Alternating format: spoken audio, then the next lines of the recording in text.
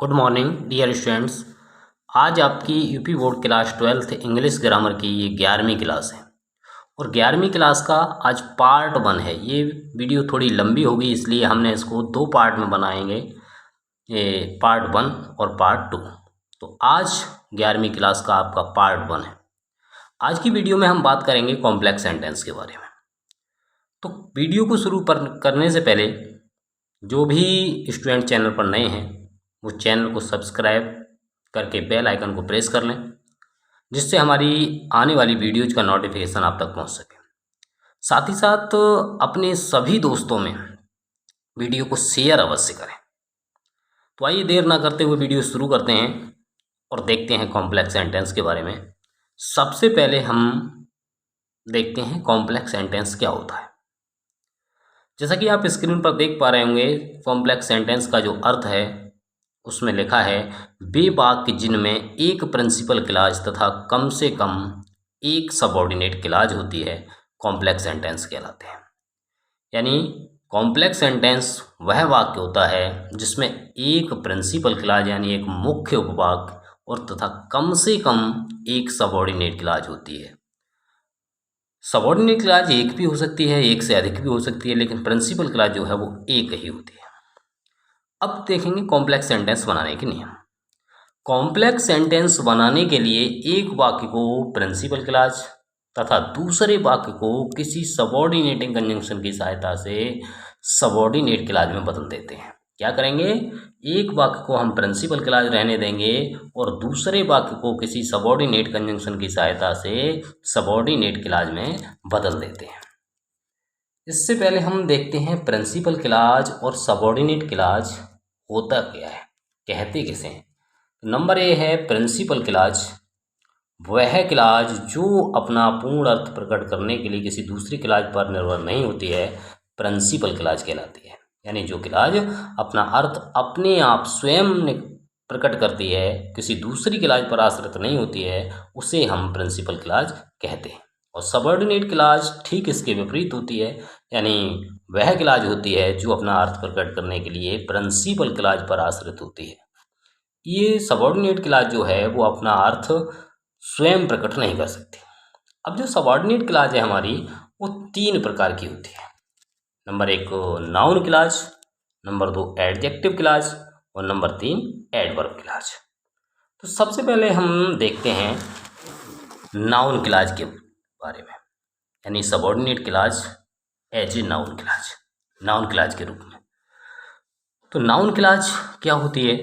Noun clause जो है वो वाक्य में नाउन का कार्य करती है और इस क्लॉज को निम्नलिखित कंजंक्शंस द्वारा बनाया जाता है। जो कंजंक्शंस हैं वो हैं दैट। इस दैट का प्रयोग निर्जीव वस्तु या किसी कथन के लिए किया जाता है। दूसरा है व्हिच, इसका प्रयोग निर्जीव वस्तु, कथन या फिर जानवरों के लिए किया जाता है। अगला है व्हाट, व्हाट का प्रयोग किसी कथन के लिए करते हैं। हु का प्रयोग किसी व्यक्ति के लिए किया जाता है। वेयर का प्रयोग स्थान के लिए और व्हेन का प्रयोग समय के लिए किया जाता है।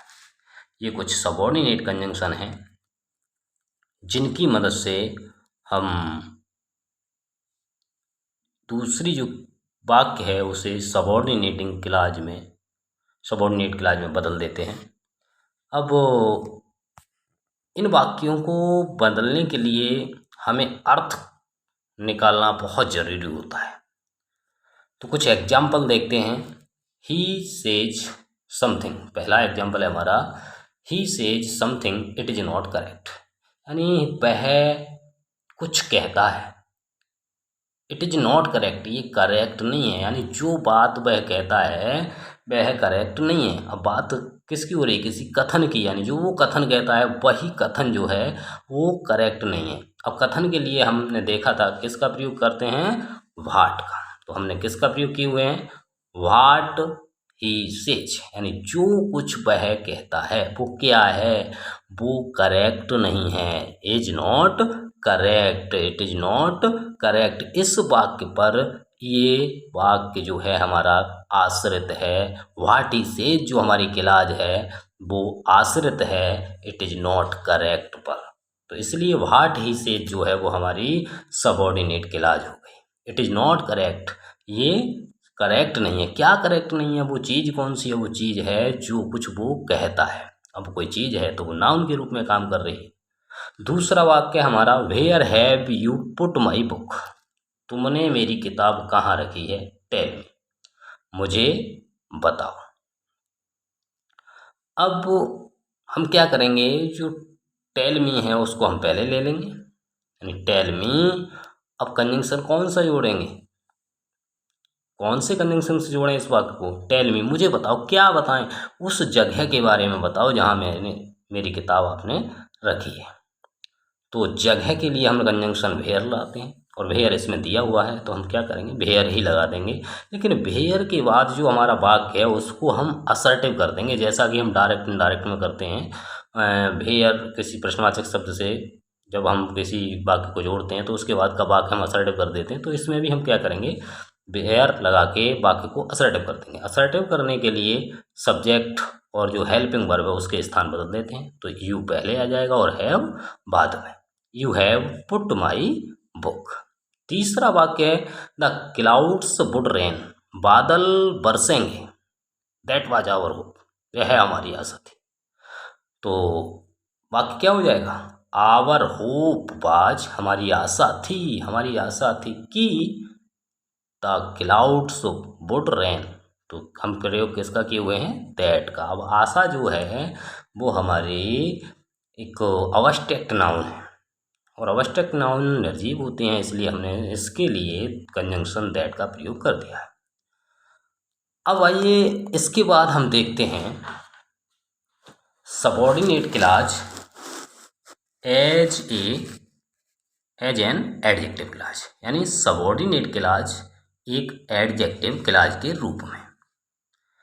एडजेक्टिव क्लॉज वाक्य में एडजेक्टिव का काम करती है, यानी ये विशेषता बताती है। एडजेक्टिव क्लॉज रिलेटिव प्रोनाउंस तथा रिलेटिव एडवर्ब से बनाई जाती है, जो निम्नलिखित है। अब देखते हैं एडवर्ब क्लॉज को हम किससे बनाते हैं। इसे हम रिलेटिव प्रोनाउंस या फिर रिलेटिव एडवर्ब की मदद से बनाते हैं। अब जो रिलेटिव प्रोनाउंस और रिलेटिव एडवर्ब दिए हुए हैं, देखो रिलेटिव एड प्रोनाउन जो हैं वो हैं हु है, दैट है, विच है, व्हाट है, हुज है, हुम, सच एज। और रिलेटिव एडवर्ब हैं वो हैं हमारे भाई, व्हेन, हाउ, वेयर। एक बात याद रखेंगे, हम नोट कर लेंगे कि एडजेक्टिव क्लॉज को तुरंत उस नाउन के बाद प्रयोग किया जाता है जिसकी ये विशेषता बताता है या जिससे संबंधित होता है। आइए एग्जाम्पल के माध्यम से देखते हैं। पहला वाक्य हमारा, the old man is sick, his son is your friend, यानी बूढ़ा व्यक्ति बीमार है, उसका पुत्र तुम्हारा मित्र है। अब बात किसकी हो रही है, ओल्ड मैन की। अब उसका जिसका अर्थ निकल रहा है तो इसमें जिसका के लिए क्या लगाएंगे, हुज। इसका प्रयोग हम करेंगे कहाँ, उस नाउन के तुरंत बाद करेंगे जिसकी ये विशेषता बता रहा है।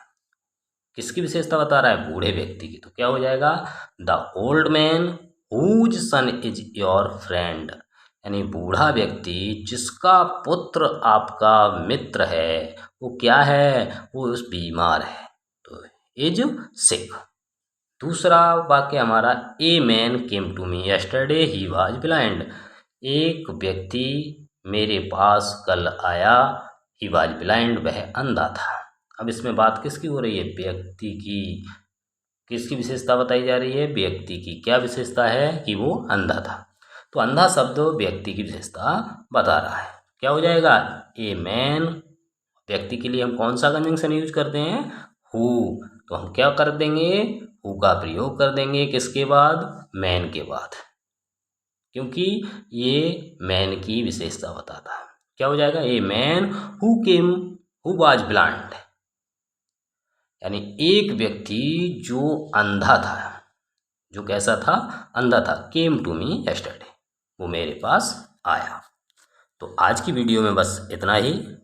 मिलते हैं एक नई वीडियो में, तब तक के लिए नमस्कार, जय हिंद।